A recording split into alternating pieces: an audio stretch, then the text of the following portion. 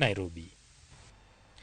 E medruok machielo mae en mara mauta en medruok e nengo mag modhi nyamburko ne obuogo jopiny mane nitiere gi geno ni okang' mar doho chungo chik omenda ma higa ni ne nyalo resogi e pek mar nyiewo mauta. Duol mochung' ne tayo nengo modhi nyamburko kod teko stima mano EPRA nomedo nengo ma petrol, diesel kod mauta mar taya kaluwore kod medruok e osuru kata bang' doho chungo okang' makamano. Lita achiel mar petrol sani iuso Sh195, diesel Sh179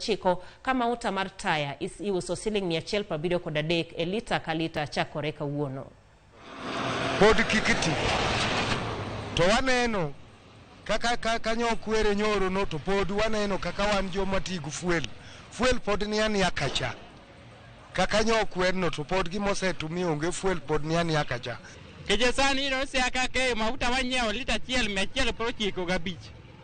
to jawuoth ywak dani ka oboro kani gone bei ne omikta 150 ya bro biro ring sling 50 mama no kubi konyo ngimani kaka jaboda koro wana wadwar kaka jaboda masiaya kaka jo biashara masiaya ne wach mafutani sirikal adwarange kabisa nikech ohinyo kaka wan joboda ne mokin ga piki malon nikech kata kapod nyokoma oko med nengo momed sane ni nyocha ne waneno ka gik ma wanyalo nyiewo duto te nengo gi oidho makata kirango nengo ma mogo nengo ne malo kirango nengo mar petrol gik mabedo transported te oidho malo masani wawuoro ni kata na chumbi manyocha wanyiewo ga 10 bob ni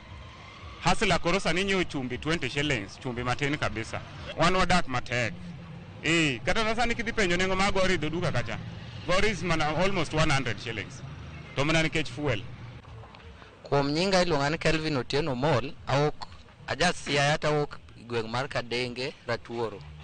to kalure ni mafuta oidho ok anyal dok e dala asemba piko ka ayo to malit molo duto mogo be oidho gimra moro idho nendo wachnwa ni mafuta oidho ka nenda dier anawok ndai ka chopo ka japiko kuom koda dwaro siling 300 kuma idho 150